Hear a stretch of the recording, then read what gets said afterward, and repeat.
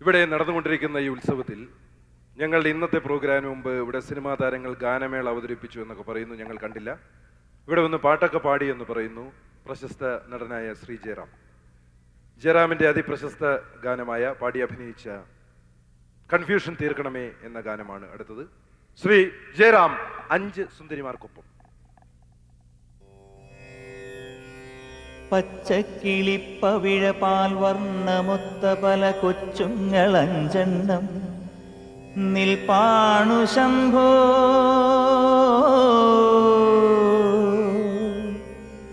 അതിലൊന്നിലടിയന്റെ വധുണ്ടതേത്, ഈ നരകത്തിൽ നിന്നൊന്നു കരകേറ്റ് ശംഭോ ശംഭോ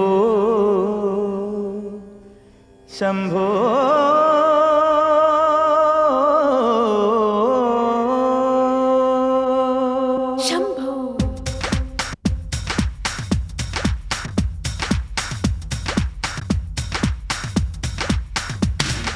കൺഫ്യൂഷൻ തീർക്കണമേ, എന്റെ കൺഫ്യൂഷൻ തീർക്കണമേ, കൺഫ്യൂഷൻ തീർക്കണമേ, എന്റെ കൺഫ്യൂഷൻ തീർക്കണമേ. തുംഗജടാധര ചന്ദ്രകലാധര ശങ്കര ഭഗവാനേ, സങ്കടമീ വിധമെന്തിനു തന്നതു സാംബ സദാശിവനേ. തുംഗജടാധര ചന്ദ്രകലാധര ശങ്കര ഭഗവാനേ, സങ്കടമീ വിധമെന്തിനു തന്നതു സാംബ സദാശിവനേ. ശിവശംഭോ ശിവശംഭോ ശിവശംഭോ ശംഭോ, ശിവശംഭോ ശിവശംഭോ ശിവശംഭോ ശംഭോ. കൺഫ്യൂഷൻ തീർക്കണമേ.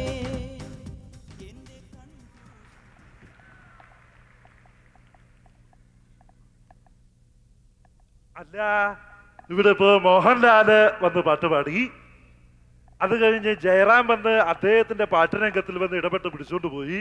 അപ്പൊ ഇനി പാടേണ്ടത് ആരാണ് എന്നെ മനസ്സിലായോ? ആരാ? നെടുമുടി വേണു എന്ന് പറഞ്ഞുകൊണ്ട് തന്നെ എനിക്കിവിടെ ഒരു കാര്യം ചോദിക്കാനുള്ളത്. ഇതൊരു ഉത്സവമാണ്, അമ്പലമാണ്. അമ്പലത്തിനെയും ആലിനെയും ഒക്കെ കുറിച്ച് ഏതെങ്കിലും ഒരു കവിത ഉണ്ടായോ? അപ്പൊ ഞാൻ പാടാൻ പോകുന്ന കവിതയാണ്. ഞാനിത് പാടുമ്പോ ചുമ്മാ ഇരുന്നാ പറ്റത്തില്ല. കൈ ഇങ്ങനെ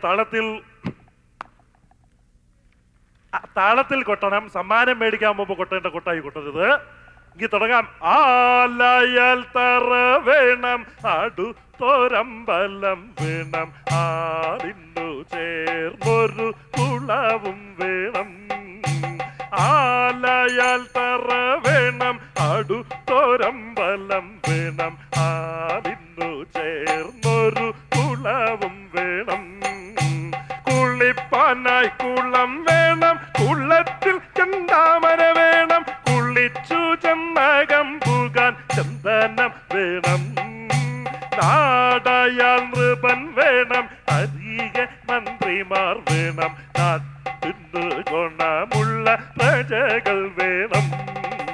മഞ്ഞാട്ടച്ചനുപായം നല്ലു, മംഗല്യത്തിനു സ്വർണ്ണേ നല്ലു, മങ്ങാതിരിപ്പാൻ നീല വിളക്കു നല്ലു. പൂവായാൽ മണം വേണം, പൂമാനായാൽ ഗുണം വേണം, പൂമാലിനി മാർഗളായ അടക്കം. നിർത്തുക. അടക്കം വേണോ? വേണ്ട. അടുത്തതായിട്ട് ഇപ്പൊ ജയറാം വന്നു പോയി. അടുത്ത് ഇവിടെ മോഹൻലാലാണെന്ന് തോന്നുന്നു. എന്തായാലും മോഹൻലാല് സിൽക്ക് സ്മിതയോടൊന്നിച്ച് അഭിനയിച്ച് പാടുന്ന രംഗമാണ്. എനിക്കിതൊന്നും കാണാൻ വയ്യ.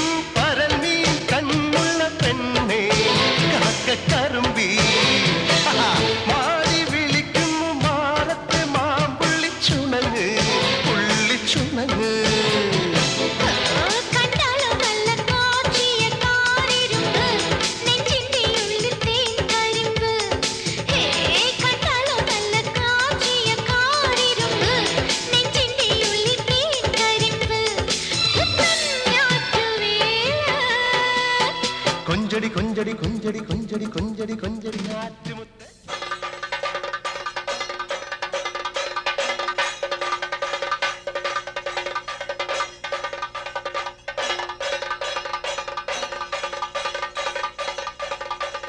Hello hello hello hello hello Shambho Mahadeva, ഉത്സവത്തിന്റെ 7ാം ദിവസമായി ഇന്ന് കൃത്യം 7 മണിക്ക് തന്നെ 8:30 വില്ലടിച്ചാൻ പാട്ട് ആരംഭിക്കുന്നതാണ്.